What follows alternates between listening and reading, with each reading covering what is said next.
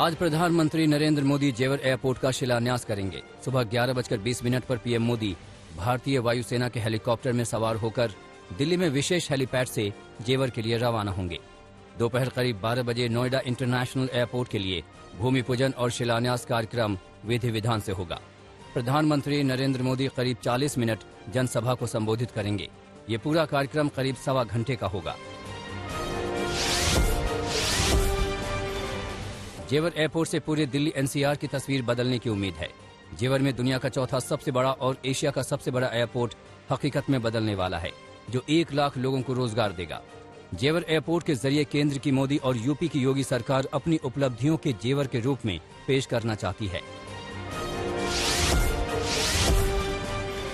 PM Modi की आज की जेवर रैली को बीजेपी पश्चिमी उत्तर प्रदेश में अपनी सबसे बड़ी रैली बता रही है, जिसमें 2.5 लाख से अधिक लोगों के शामिल होने की उम्मीद है। पीएम की रैली की जबरदस्त तैयारी की गई है। बीजेपी लगातार पश्चिमी यूपी के किसानों को साधने में जुटी है। जेवर में भी किसानों का दबदबा है और यहाँ के किसानों ने भी कृषि कानूनों के खिलाफ विरोध किया था। इसके अलावा यहाँ बीजेपी की चुनौती नाराज गुर्जर वोटरों को भी मनाने की है। जेवर एयरपोर्ट के साथ ही यूपी में हवाई सेवाओं के मामले में नया अध्याय लिखा जाएगा। नागरिक उड्डयन मंत्री ज्योतिरादित्य सिंधिया का दावा है कि जल्द ही यूपी में 17 एयरपोर्ट होंगे। 3 कृषि कानून के वापसी पर मोदी कैबिनेट से मंजूरी मिल गई है। शीतकालीन सत्र के दौरान इसको वापस ले लिया जाएगा। केंद्रीय मंत्री अनुराग ठाकुर ने कैबिनेट मीटिंग के बाद इस पर जानकारी दी। संसद में भी इनकी वापसी का एजेंडा लिस्ट हो चुका है, मगर किसान अब भी घर वापसी के लिए तैयार नहीं है। 27 नवंबर को होने वाली बैठक में किसान आगे की रणनीति तय करेंगे।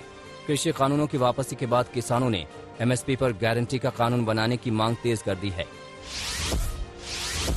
यूपी में चुनावी मौसम के बीच नेताओं के दल बदल का दौर तेज हो गया है। रायबरेली सदर सीट से कांग्रेस से विधायक चुनी गई अदिति सिंह बीजेपी में शामिल हो गई हैं। वो पिछले काफी समय से बीजेपी के करीब रही हैं। अदिति सिंह के अलावा आजमगढ़ के सगडी से बीएसपी विधायक वंदना सिंह भी बीजेपी में शामिल हो गईं। इस दौरान बीजेपी के प्रदेश अध्यक्ष स्वतंत्र देव सिंह भी मौजूद थे। आज तक से बातचीत में अदिति सिंह ने कहा कि वो सोनिया गांधी के खिलाफ भी प्रचार करेंगी। वहीं वो रायबरेली सदर की पुस्तैनी सीट से ही चुनाव लड़ना चाहेंगी। उधर घोषणा दल के अध्यक्ष कृष्णा पटेल ने समाजवादी पार्टी के साथ गठबंधन का ऐलान किया है। पश्चिम बंगाल की मुख्यमंत्री ममता बनर्जी और प्रधानमंत्री नरेंद्र मोदी की कल मुलाकात हुई। ये मुलाकात करीब 30 मिनट तक चली, जिसमें ममता बनर्जी ने प्राकृतिक आपदाओं पर मुआवजे और सीमा सुरक्षा बल के प्रदेश में दखल का मुद्दा उठाया। ममता बनर्जी ने कहा कि अगर बीएसएफ को ज्यादा ताकत मिलेगी तो इससे राज्य में कानून व्यवस्था पर असर पड़ेगा। ममता बनर्जी ने इस दौरान त्रिपुरा में हुई हिंसा का मुद्दा भी उठाया। ममता ने सोनिया से मुलाकात पर तंज करते हुए कहा कि वो शायद पंजाब चुनाव में व्यस्त हैं। वहीं 30 नवंबर को ममता उद्धव ठाकरे और शरद पवार से मुलाकात करेंगी। आरजेडी सुप्रीमो लालू प्रसाद यादव पटना की सड़कों पर जीप चलाते हुए नजर आए, जिसे लेकर सियासत तेज हो गई है। जनता दल यूनाइटेड के वरिष्ठ नेता और पूर्व मंत्री नीरज कुमार ने सवाल पूछा है कि लालू प्रसाद, जिनकी उम्र तकरीबन 75 वर्ष की हो गई है, क्या उनके पास गाड़ी चलाने का लाइसेंस है? आरजेडी ने लालू का बचाव करते हुए जनता दल यूनाइटेड पर पलटवार किया और कहा कि नीतीश कुमार की पार्टी को लालू फोबिया हो गया है।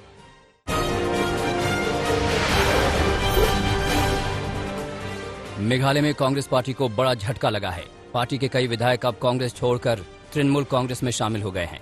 इनमें पूर्व मुख्यमंत्री मुकुल संगमा भी शामिल हैं। संगमा ने तृणमूल कांग्रेस के महासचिव अभिषेक बनर्जी से सितंबर में मुलाकात की थी। कांग्रेस विधायकों के टीएमसी में शामिल होने के बाद टीएमसी यहां मुख्य विपक्षी पार्टी बन गई है। तृणमूल कांग्रेस की सर्वेसर्वा ममता बनर्जी लगातार पार्टी को विस्तार दे रही हैं। इस दौरान पिछले कुछ महीनों के दौरान कांग्रेस के कई नेता टीएमसी के पाले में शामिल हुए हैं। कांग्रेस के दिग्गज और जाने माने चेहरों के तृणमूल कांग्रेस में शामिल होने का सिलसिला जारी है। राजनीतिक हिंसा के विवाद और शिकायतों के बीच आज त्रिपुरा में निकाय चुनाव होंगे।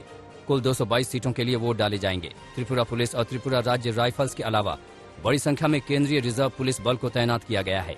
644 मतदान केंद्रों को अलग अलग श्रेणी में रखा गया है।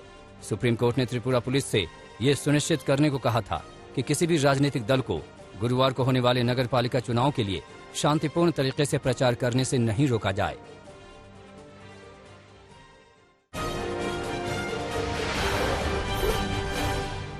बीजेपी सांसद और पूर्व भारतीय क्रिकेटर गौतम गंभीर को लगातार दूसरी बार जान से मारने की धमकी दी गई है। ये धमकी उन्हें ईमेल के जरिए दी गई है। 24 घंटे के अंदर उन्हें दूसरी बार मेल के जरिए धमकी मिली है। मौत की धमकी मिलने पर गौतम गंभीर ने आरोप लगाया कि ISIS कश्मीर से उन्हें जान से मारने की धमकी मिली है। सांसद गंभीर ने अब तक दिल्ली पुलिस में इसकी शिकायत दर्ज कराई है। इसके बाद उनकी सुरक्षा बढ़ा ली गई है। दिल्ली में प्रदूषण के कहर को देखते हुए बंद किए गए स्कूल कॉलेजों को फिर से खोलने का फैसला लिया गया है। 29 नवंबर से राजधानी के स्कूल कॉलेज दोबारा खोल दिए जाएंगे। साथ ही दिल्ली में सरकारी कर्मचारियों के लिए वर्क फ्रॉम होम की सुविधा भी 29 नवंबर से खत्म हो जाएगी। दिल्ली में प्रदूषण के लेवल में आई कमी के बाद ये फैसला किया गया है। इस बीच दिल्ली में एयर पोल्यूशन को लेकर सुप्रीम कोर्ट ने एक बार फिर से फटकार लगाई है। एंटेलिया केस के मुख्य आरोपी और मुंबई पुलिस के पूर्व अधिकारी सचिन वाझे ने जांच आयोग को बताया कि महाराष्ट्र के पूर्व गृह मंत्री अनिल देशमुख के निजी सचिव संजीव पलांडे ने उनसे कभी भी पैसे की मांग नहीं की थी। इससे पहले सचिन वाझे ने प्रवर्तन निदेशालय को दिए गए एक बयान में उस शपथ पत्र पर भी सवाल उठाए थे जिसमें उन्होंने देशमुख के बारे में सुना था कि उन्होंने पलांडे के माध्यम से लगभग 20 करोड़ रुपए लिए थे। मुंबई के पूर्व पुलिस कमिश्नर परमबीर सिंह इस वक्त चंडीगढ़ में हैं। जल्द ही मुंबई जांच में शामिल होने के लिए जाएंगे। परमबीर सिंह के खिलाफ मुंबई और ठाणे में 5 केस दर्ज हैं। महाराष्ट्र के पूर्व गृह मंत्री अनिल देशमुख पर 100 करोड़ रुपए की अवैध वसूली कराने के आरोप लगाने के बाद पूर्व पुलिस कमिश्नर परमबीर सिंह फरार चल रहे हैं और अब उन्होंने खुद इस बात का खुलासा किया है कि वो फिलहाल चंडीगढ़ में हैं और जांच में अपना सहयोग देंगे। उनको इस दौरान सुरक्षा भी दी जाएगी।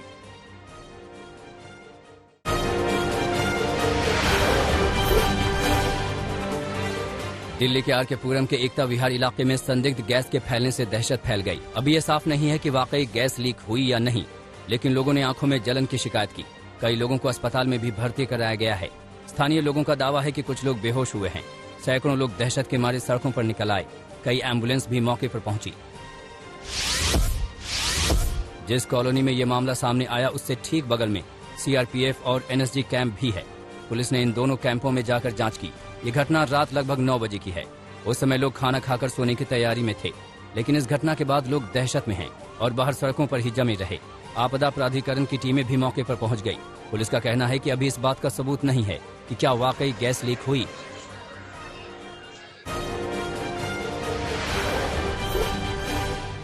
हिमाचल प्रदेश से पहाड़ के दरकने के दिल दहला देने वाली तस्वीरें सामने आई हैं।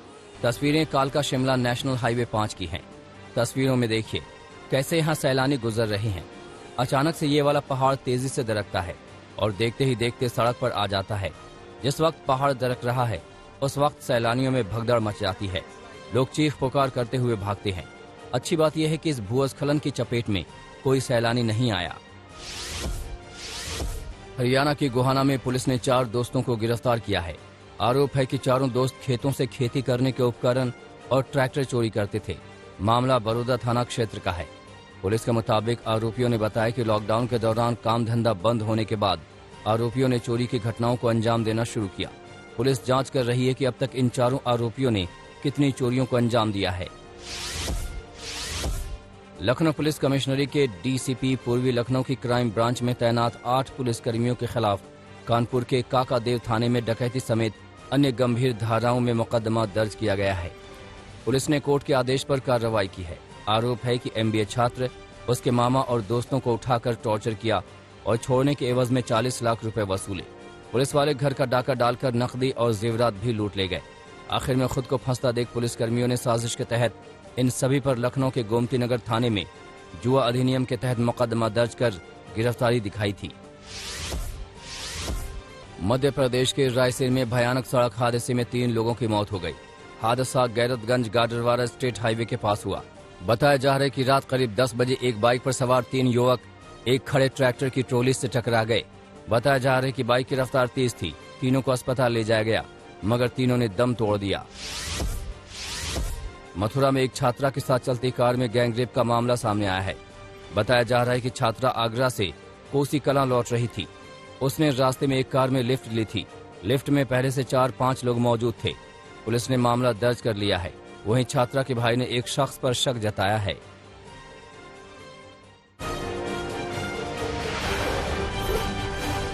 दुनिया में तेल की किल्लत और लगातार बढ़ रही कीमतों के बीच अमेरिका से राहत भरी खबर आई है। अपने रणनीतिक भंडार से 50 बिलियन बैरल तेल बाजार में जारी करेगा। इससे पहले भारत, चीन, साउथ कोरिया, जापान, ब्रिटेन भी ऐसा ही कदम उठा चुके हैं। ओपेक प्लस देशों द्वारा तेल उत्पादन में कमी करने से दुनिया भर में कच्चे तेल की कीमतें बढ़ी हैं। फ्रांस के राष्ट्रपति इमानुएल मैक्रों ने बेलारूस के राष्ट्रपति पर शरणार्थी संकट खत्म करने के लिए दबाव बनाए रखने की बात कही है। पोलैंड बेलारूस सीमा पर अब भी बड़ी संख्या में शरणार्थी डटे हुए हैं। एनजीओ की मदद से खाना पानी मिल रहा है। ईरान और परमाणु प्रसार पर नियंत्रण रखने वाली संस्था IAEA ने एक दूसरे के साथ बातचीत और सहयोग बढ़ाने की बात कही है। IAEA के डायरेक्टर और ईरान के परमाणु ऊर्जा संगठन के अध्यक्ष के बीच हुई मुलाकात में ये फैसला किया गया। स्वीडन की संसद ने मैग्डलेना एंडरसन को देश की पहली महिला प्रधानमंत्री के रूप में मंजूरी दे दी। हाल ही में सोशल डेमोक्रेटिक पार्टी की मैग्डलेना एंडरसन नई नेता बनी थी। ब्रिटिश उपनिवेश रह चुका कैरिबियाई देश बारबाडोस ब्रिटेन से पूरी तरह आजाद होगा। अगले हफ्ते से ब्रिटेन की महारानी को हेड ऑफ द स्टेट मानने से इनकार करने जा रहा है। बारबाडोस और ब्रिटेन के राजशाही परिवार के साथ चला आ रहा 400 साल पुराना रिश्ता भी खत्म होगा। प्रिंस चार्ल्स की मौजूदगी में महारानी एलिजाबेथ को राष्ट्र प्रमुख के पद से हटाने का समारोह किया जाएगा।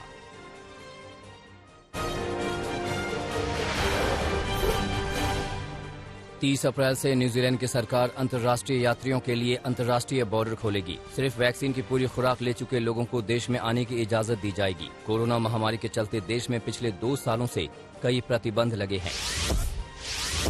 यूक्रेन की नेवी को अमेरिका से 2 पेट्रोल बोट मिली हैं। ये बोट खास किस्म के जहाज पर यूक्रेन पहुंचे। ये बोट रूस से समुद्री सीमा के पास मिल रही चुनौतियों के मद्देनजर महत्वपूर्ण मानी जा रही है। अमेरिका ने यूक्रेन को 2014 से अब तक $2.4 बिलियन की मदद की है।